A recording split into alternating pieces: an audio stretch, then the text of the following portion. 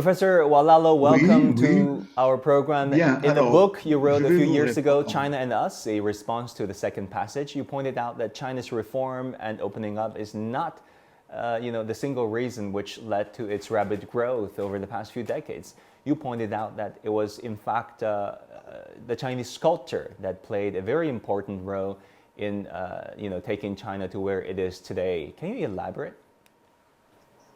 Bien, merci pour cette invitation. Comme vous le savez, comme vous l'avez dit, j'ai écrit en 2017 un livre sur la Chine et nous.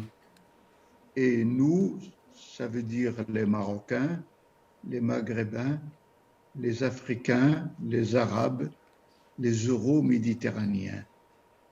C'est une réflexion générale sur l'évolution de la civilisation chinoise depuis 5000 ans. Mais surtout, bien sûr, c'est une réflexion sur le grand événement économique que la Chine a connu avec son réveil et avec sa montée depuis 1979, sous la direction à ce moment-là de Deng Xiaoping. C'est une réflexion sur ce succès que la Chine a connu pendant 40 ans, en même temps en s'ouvrant sur des réformes internes et en s'ouvrant sur le monde. Et pendant 40 ans, la Chine a changé. Elle était un pays en voie de développement. Elle est devenue une économie émergente. Mais en même temps, quand on réfléchit à cette expérience unique dans l'histoire de l'humanité, qui a duré pendant 40 ans, on constate que la Chine a puisé beaucoup dans son identité, dans son passé, dans sa culture. Et c'est en s'appropriant sa culture et la profondeur de son histoire qu'elle a pu en même temps s'ouvrir sur la modernité et en même temps s'approprier la modernité. C'est-à-dire, la modernité était considérée auparavant comme occidentale. Avec ce retour à l'histoire, à la culture, donc l'expérience, il y a eu l'expérience des rapports dialectiques entre passé, identité, culture et en même temps ouverture sur l'étranger. Ouverture sur l'étranger. Et c'est à partir de là que ce retour, me semble-t-il, à l'histoire et à la culture a fait comprendre à la direction chinoise qu'elle peut s'ouvrir, mais en même temps, elle doit garder la centralité de la décision. La centralité de la décision, et je crois que c'est là où l'histoire explique et la culture explique beaucoup de choses. Sir, you talked about Confucianism when analyzing China's growth and development. How do you think this ancient philosophy has contributed to the modern Chinese society in terms of development, growth, and having this social cohesion? Bien sûr, j'ai fait un retour dans mon analyse des rapports de la Chine d'aujourd'hui avec son passé, un retour à l'apport politique, théorique et philosophique de Confucius. Cet apport, c'est en même temps un apport à partir de la famille qui est porteuse de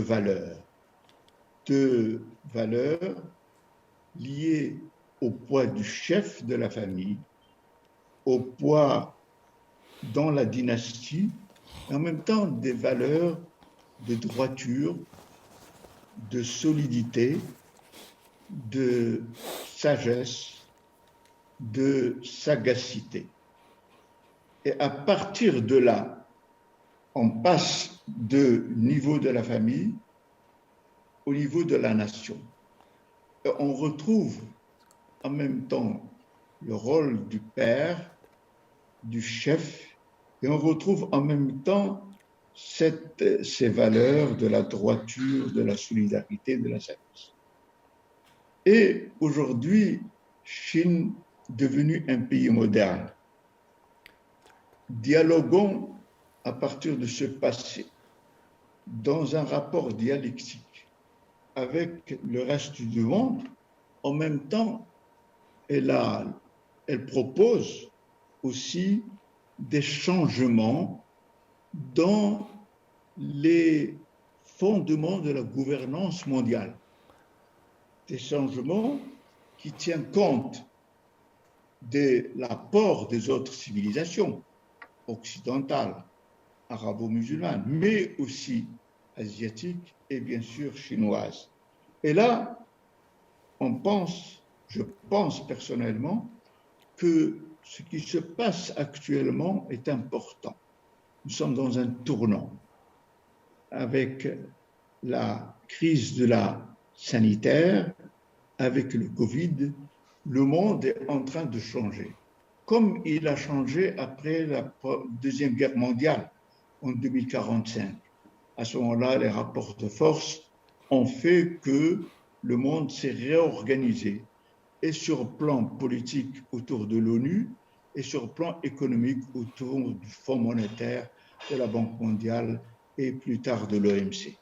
Là, il est important que ce tournant de 2020, 2021, 2022 amène un nouveau monde où, à côté de l'apport de l'Occident, il y a un apport qui est asiatique, il y a un apport à l'intérieur de l'Asie, de la Chine.